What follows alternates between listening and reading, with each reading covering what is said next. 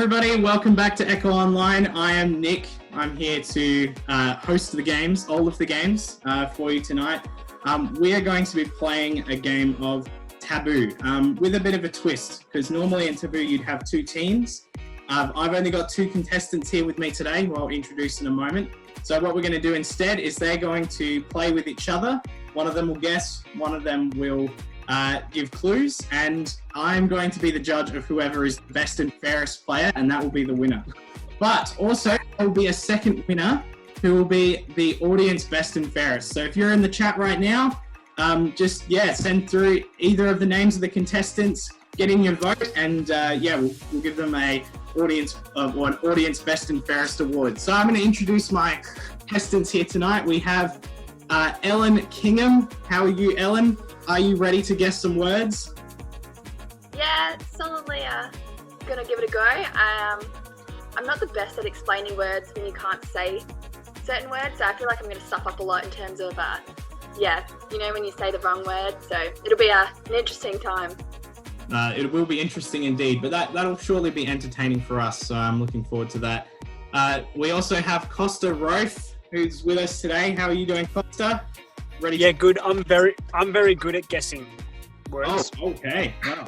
Mm-hmm. Very good. So, a reminder to the contestants, I will be watching, and if I decide that you're not trying hard enough when you're giving clues, then I will be taking mental.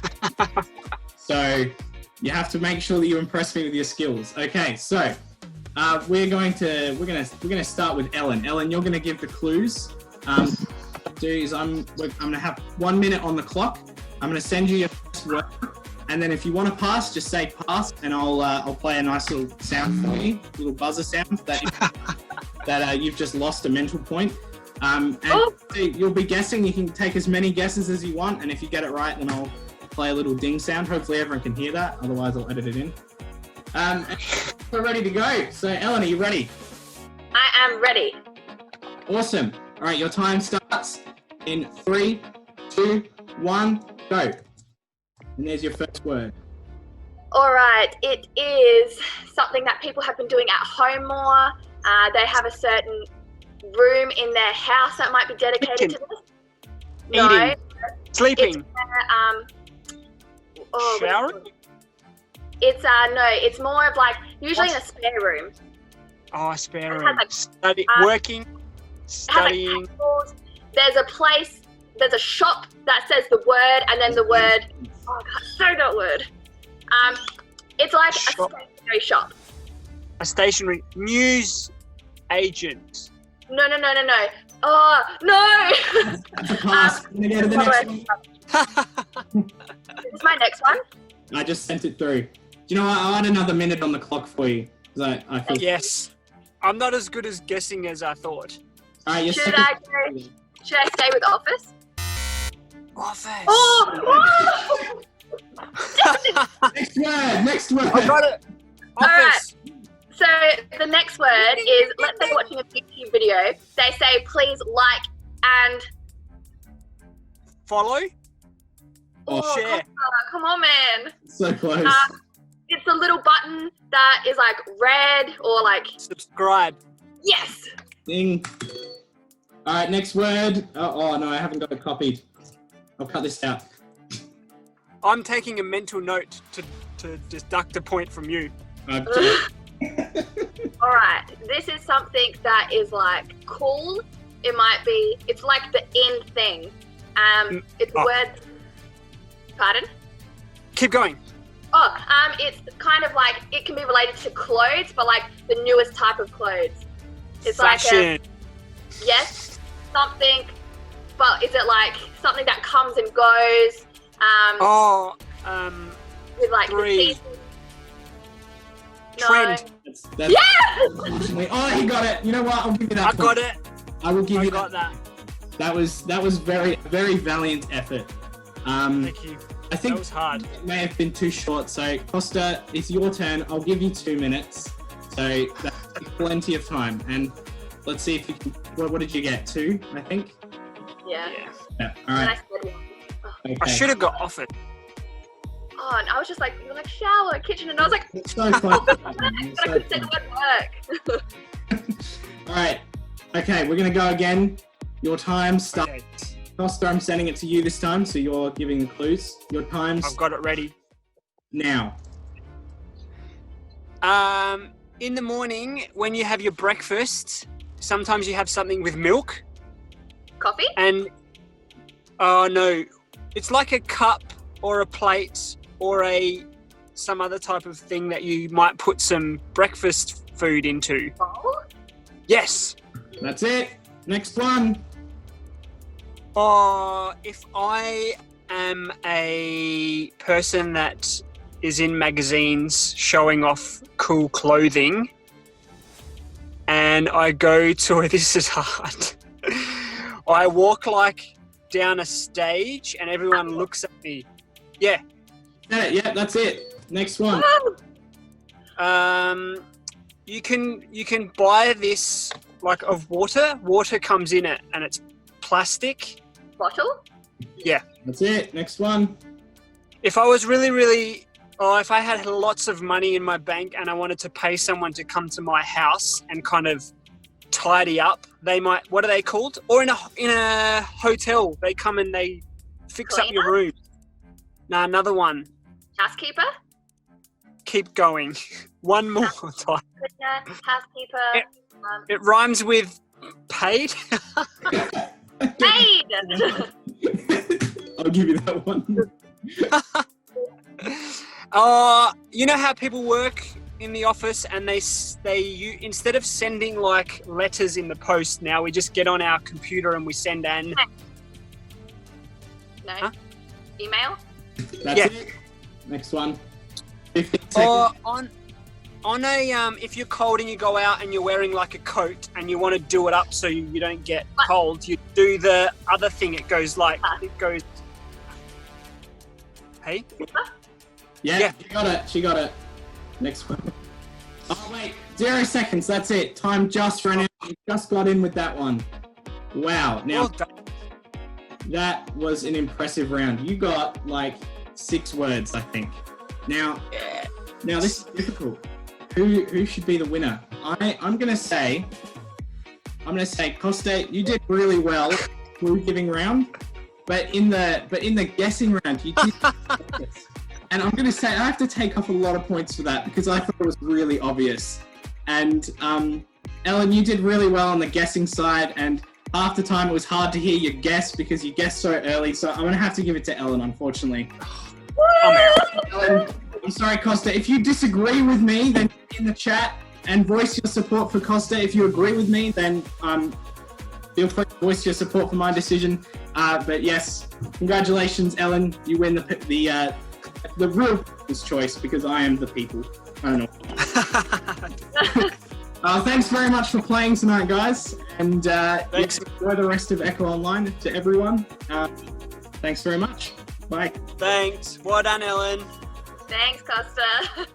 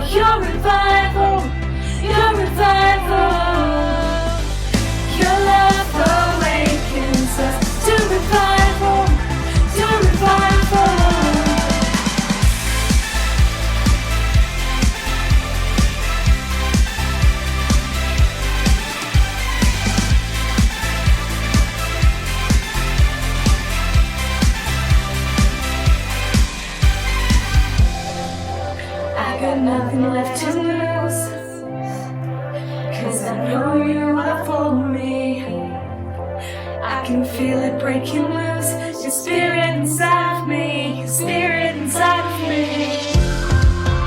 I've got nothing left to lose, 'cause I know you are for me. I can feel it breaking loose. The spirit inside of me, the spirit inside of me. Set us on fire for your revival, your revival. Your love awakens us to revival, to revival. Set us on fire for your revival, your revival. Your love awakens us to revival, to revival.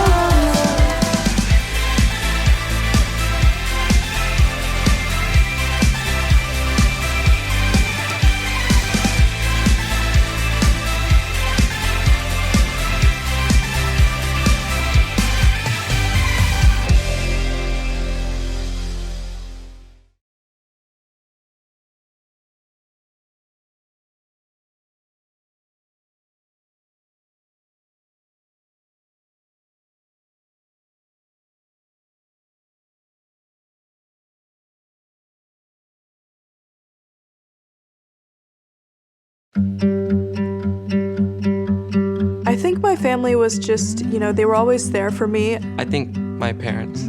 I mean, I would just go to my closest friends. Youth leader or my mentor.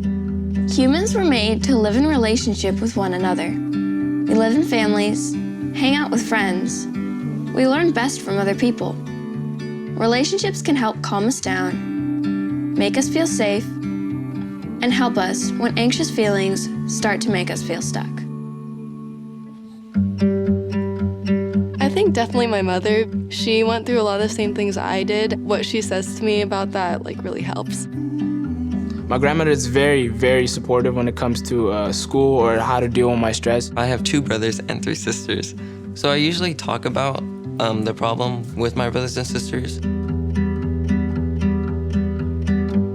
Yeah, so sometimes when I do have to get stuff done and everybody's coming into my room, my mom's telling me to wash the dishes, my brother's telling me to play games with them, I'm like, can you please leave me alone? I'm trying to get this stuff done. You'll start to realize, parents aren't perfect. They're not always gonna know what to do. For example, if my mom would try to fix something for me, she would then get anxious. And then it was this isn't helping anyone. I grew up in a family where it was you do what you do because you have to do it. You didn't cry about it. But I think one thing I always knew was I always had a rock. My mom was always there. When I was in high school, my parents were actually going through a divorce. So just going through that while also trying to focus on my own things. My family, they definitely live up to that older generation stereotype of you don't talk about generically mental health issues or at a basic level emotions that you're feeling.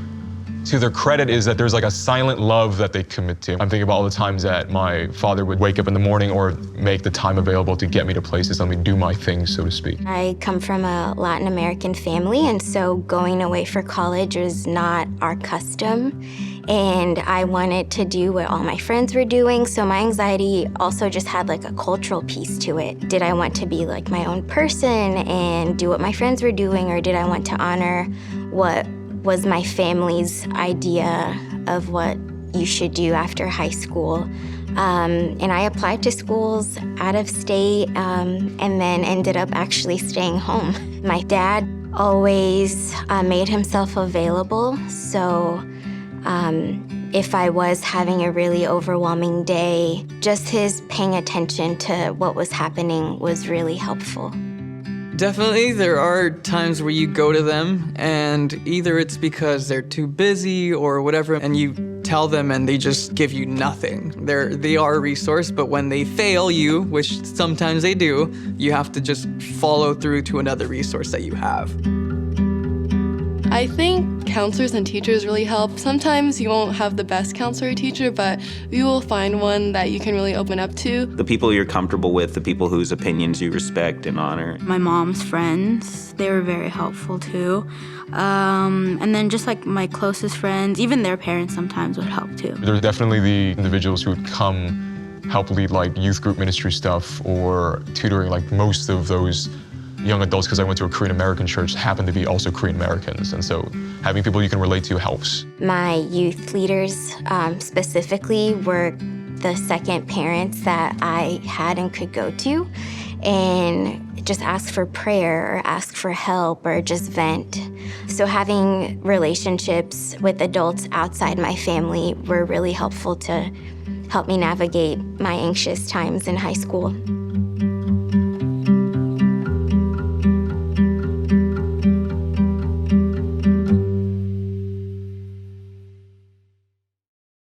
Hey Echo Online, my name is Ash. It is so good to be with you. We're looking a little bit different tonight. I've brought you into the coziest corner of my bedroom. I've got a cup of tea. I've got my cozy comfy blanket. I'm in my really comfy chair.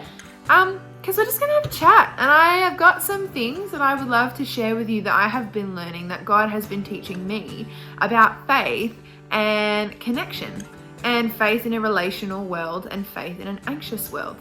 You see, we are designed to be connected. We are designed to be in relationship and connection with people around us.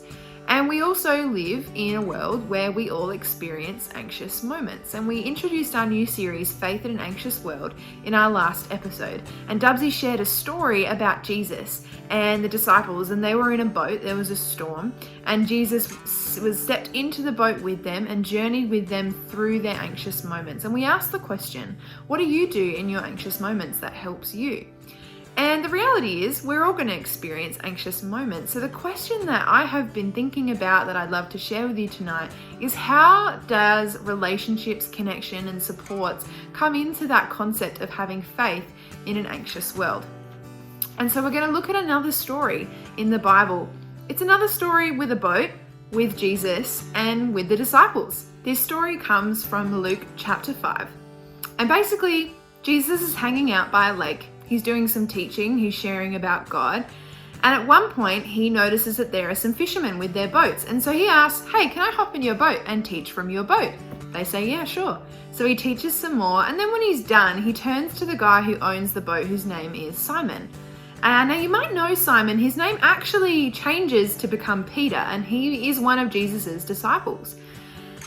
And Jesus turns to Simon and says, hey Simon, I'm done teaching. How about we catch some fish? Throw your nets into the water and see what happens.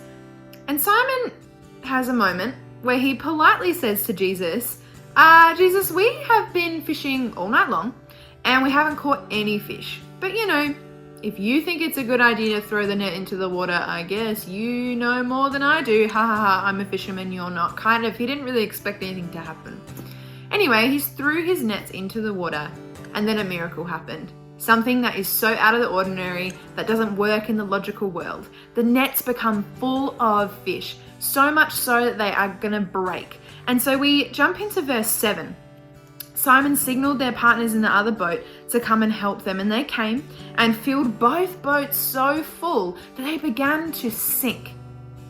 When Simon saw this, he fell at Jesus' knees and said, go away from me, Lord, I'm a sinful man.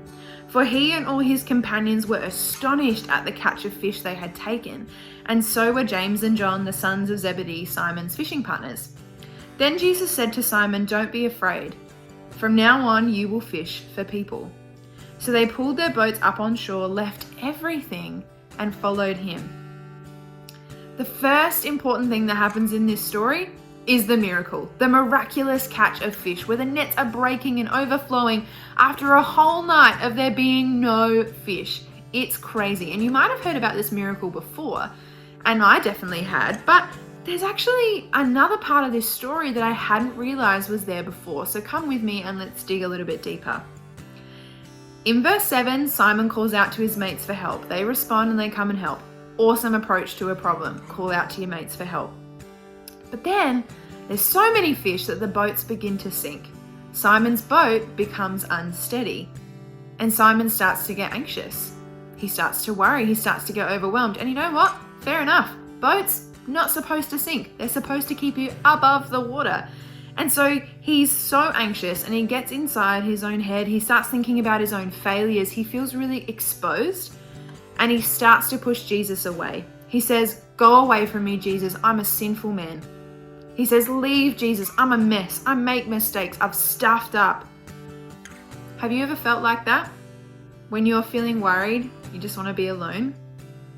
Or maybe, like Simon did, when you're standing in front of someone you admire, all you can think about are your own failures and mistakes. Like their perfection just magnifies your imperfections. Jesus says 2 game-changing things to Simon in verse 10. 1, don't be afraid. And 2, from now on you will fish for people. Jesus doesn't leave Simon alone in his fear and anxiety. He doesn't provide for Simon with this incredible miracle, see Simon freak out, and then be like, "Peace out, dude, I helped you get fish. You're on your own now." No. He stays and he reassures Simon. He tells him he doesn't need to be afraid, that it's okay, that he's here for him. Then he reconnects Simon with himself and with others. Jesus reassures and he reconnects. There's something new happening in this moment of the Bible. Jesus is creating a circle of people to help him with his work, his disciples, but he's also creating and connecting a circle of people that can support one another. So Simon was a fisherman. He inherited a way of fishing from his culture and from his family. He probably used all these habits and tricks that he learned, but it wasn't actually working and he couldn't catch any physical fish. When Jesus says you will fish for people, it sounds a bit weird. Pretty different to what Simon was used to. He knows how to catch physical fish. In this moment, Jesus is giving Simon a new vision for how Jesus and what will one day become the church are going to work together. Jesus is forming a circle of people for Simon to take on a journey to new identity, a new way of interacting, a new perspective on old traditions. When we read the Gospels, Matthew, Mark, Luke, and John, and the book of Acts, we see this circle growing bigger and bigger, becoming like a family for all of us as Jesus' followers. When the boat starts to wobble, when it starts to become unsteady and sink, and everything in us is telling us to push other people away, Jesus offers another way for us to approach it. Instead of pushing or pulling away, we can reach out and connect. So, who do we connect with? Who's in our circle? Who's on our team? Who's in our support network? I'm going to take a break here and chat about science. Science is not my forte. I have not thought about science in a very long time. But I remember in year 9, we had to build these models of an atom. And I remember that in an atom, there is a nucleus. And then around it are these rings, and there's electrons buzzing around those rings. And the rings are kind of more and more, like there's a few rings around the nucleus, depending on how many electrons it needs and all the sciencey stuff. This isn't a very good science lesson, but just bear with me. This is the picture that God gave me for my network of relationships, for my support network. In the middle in the nucleus is me and Jesus. We're super tight, we're super close. Jesus is there with me through everything. He is my support, he's my strength, he's my comfort. He challenges me, he stretches me, he strengthens me. He's there in the core with me in the nucleus. And then in the first ring, the closest ring, those electrons are my family or the people that I live with and the people that I see every day. The people that see the full version of Ash in all of my different emotions and just all the glory that is the whirlwind of Ash, and they see it all, right? Then in the next ring are my friends. I love my friends, I'm very close to some of my friends, but they probably don't see all of me, right? Like they don't see me in every moment. I don't sit across from them at the dinner table every night, you know? So they're a great support and they're just not with me all the time. Then the next ring out was like my youth leaders or my mentor now, or maybe a member of my extended family who I'm really close with, and they're still a really important part. I need them to be there. I need that electron whizzing around, but they're just that little bit more removed from my life. They don't see me in my nucleus all the time. They just kind of see me when we hang out, and they know a lot about me, and they can give a really great perspective because they know me really well, but they're not living with me all the time. Then in the next ring out was like my school counselor or the teachers that I really liked and got along with really well. Or now it would be like my uni lecturers, people that are wise, really awesome adults, trusted adults that I could go to for advice, and they don't know heaps about me, but they know enough about me that they can kind of give like really good advice. And then in the next ring out, so even further out from the nucleus of where I'm living in every moment of every day, professional supports. So I see a psychologist. Sometimes I saw a different type of counselor, like a professional counselor, or I'd see my doctor for some help. And so those are the people that I would go to when the anxious moments were becoming really overwhelming. And what was great about those people is that they could really give like a bird's eye view, right? They could give an objective opinion of my life because they could see all the other rings, and they were just kind of on that outside, and they give brilliant advice and perspective. In the nucleus, I need all of those rings to exist to balance me out. And they're so important. Just because they're further away doesn't mean they're less important. It just means they're a different perspective in my life. And I have found each of those people in my network and in my team to be so important and so helpful in my anxious moments. No matter how kind of regular or maybe a bit more serious those anxious moments have been, I will go to different people in my support network, because sometimes I really just want to speak to the person who gets it. Maybe like my mum, who sees me all day, every day, knows what I'm like. We live together. She gets it. I don't have to explain everything to her. She just gets it. But then sometimes I don't want to talk to the person that sees me first thing in the morning grumpy and irritable and maybe does know everything. Maybe I want to see someone with a bit of a broader point of view. So that's why it's so important to have all those different levels. And God has blessed me with different people in my life that can sit at different spots in my support network. And that network changes. It's fluid. It changes all the time.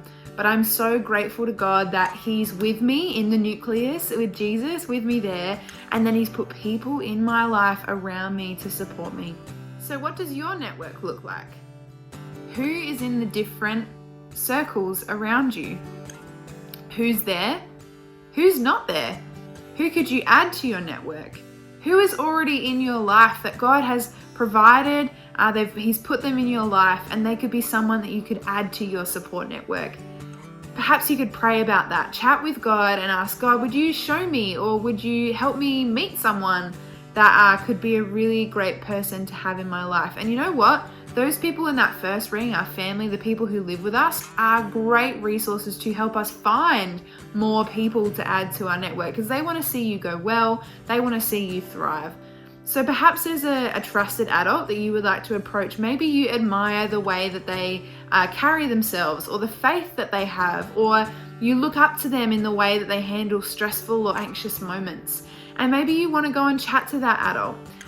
Check in with your parents first, see what they think, because your parents are usually a pretty good measure, and start a conversation with that adult. Be proactive. Go to them before you're in the moment of crisis and ask them for advice, or ask them if they would be happy for you to come to them for some help and support if you do find yourself in a moment where your boat is unsteady or sinking a little bit.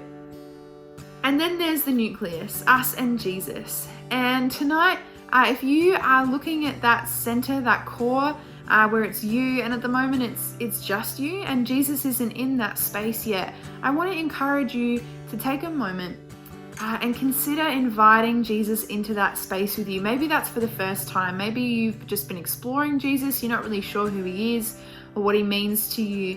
Tonight, He would love to step into that space, to be your protector, to be your savior, to be your best friend, to be the one that you can lean on in every single moment, the one who will reassure you in that anxious moment. I want to invite you to take a moment to say yes to Jesus, to invite Him into that space. And if this is something that you're doing for the first time, that is incredible, and we want to hear from you. There's going to be a link popping up in the chat now that says, I said yes. Click on that, fill out a form so that we can connect with you and hear a bit more about what Jesus means to you. If you're just exploring Jesus, that's another great option as well, because we would love to chat to you more about who Jesus is. And if you have invited Jesus into that space before, but at the moment you've just kind of been ignoring him, or you want to re-invite him into that space, this is a fantastic opportunity to do so. He loves you. He wants to be close to you. He wants to be in relationship with you. And so if that's you, I also encourage you to click that link, fill out that form, because our team would love to connect with you. Would love to walk through that with you and to show you all the ways that Jesus can be that incredible core support in your life. So click that link, fill out that form. We would love to hear from you. Let me pray. Lord Jesus, I thank you for the way that you love us. I thank you that you love us through our anxious moments. And God, I thank you that you reassure us and that you provide connection for us, because we are designed to be connected.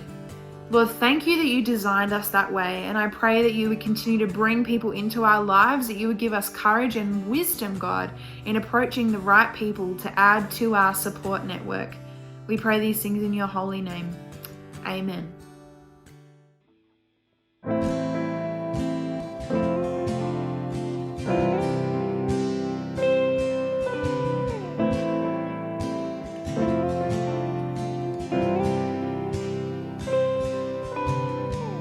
There's a grace when the heart is on fire,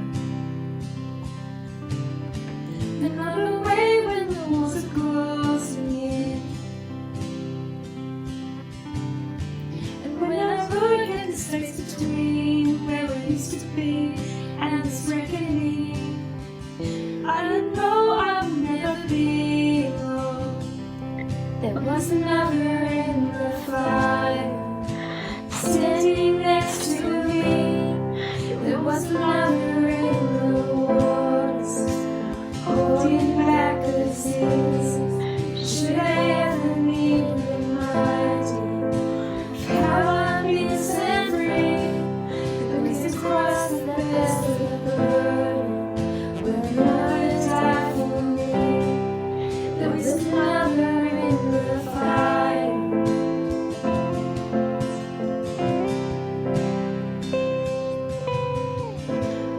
Dead with the dead beneath the waters.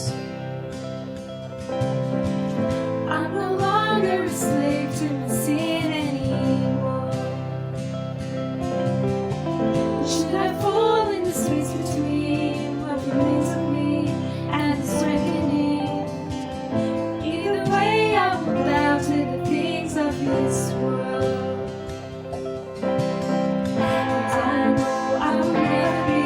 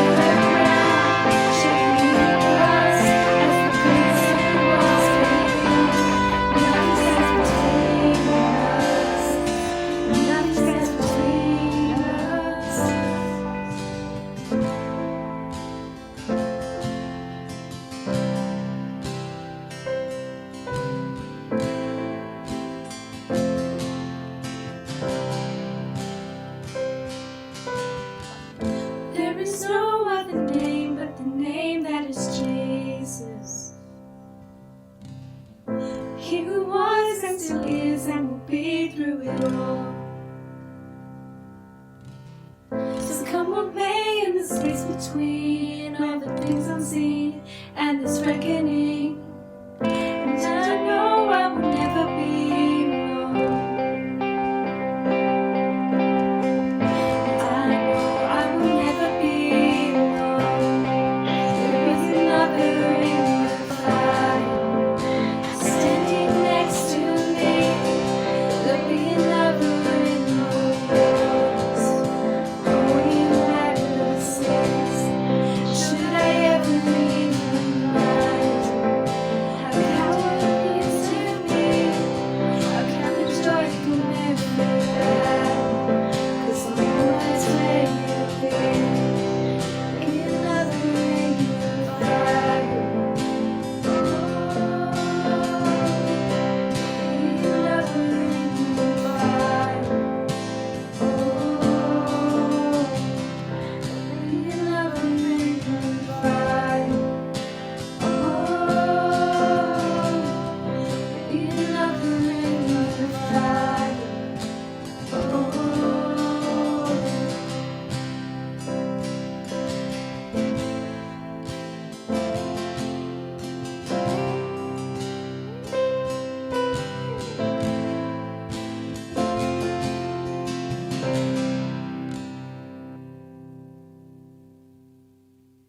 Thanks so much, team.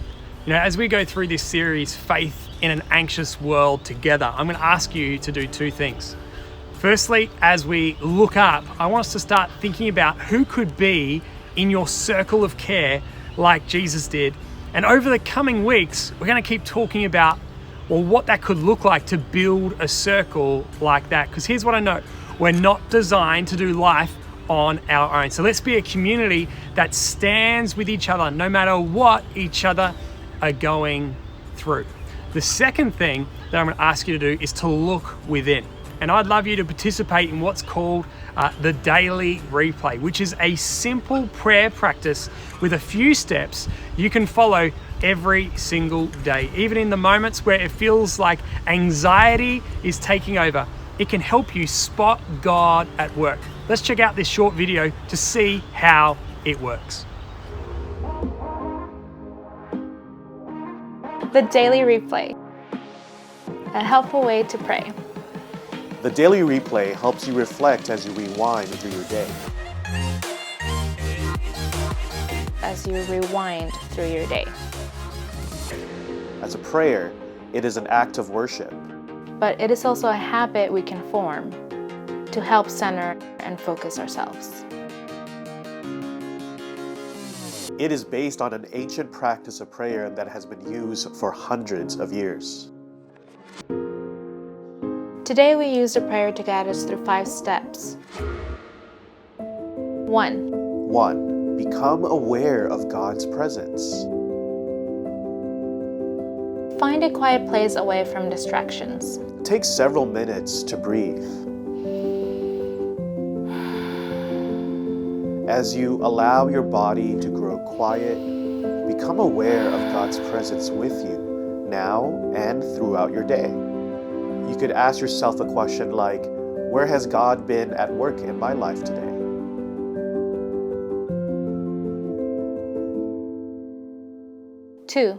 Number 2. Review the day with gratitude. Take a moment to give thanks and reflect on questions like, what are good things that have happened today? What can I be thankful for? Number 3. Pay attention to your emotions.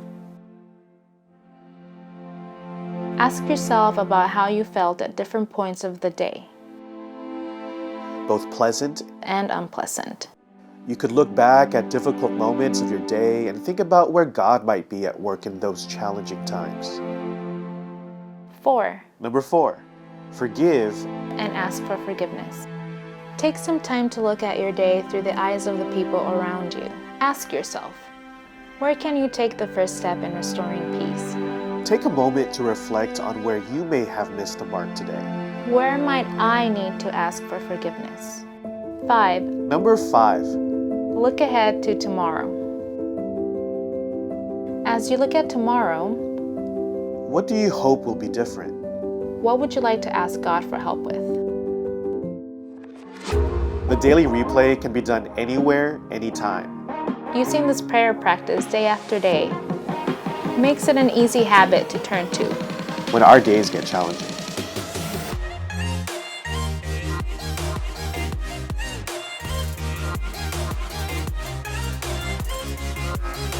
One, two.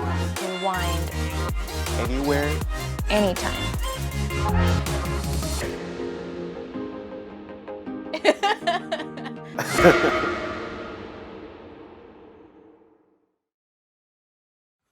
Well, that's all we got time for tonight in episode 6. And as we wrap up tonight, we just got a few quick announcements for you. Just to let you know that if you go to clovey.com.au/echo, we've got some resources there to keep the conversation going in this series, Faith in an Anxious World. We also want to invite you to come back next week. Next week, we have the opportunity to go deeper in our life groups for a more extended period of time. Want to encourage you to join us on Sundays at Clovey Online at 9 a.m, 11 a.m, and 5 p.m. Also, if you want to know anything and everything going on at Echo, but also be inspired throughout your week, check out our social media. We are on Facebook, Instagram, and you guessed it, TikTok. So make sure you go check it out. Well, we're so glad that you have joined us tonight. We look forward to gathering again with you really, really soon. And we can't wait to do that. So continue to watch our socials for announcements there. We're now going to break into our life groups right now, just for a little bit of time. And we will see you really, really soon. Have a great night.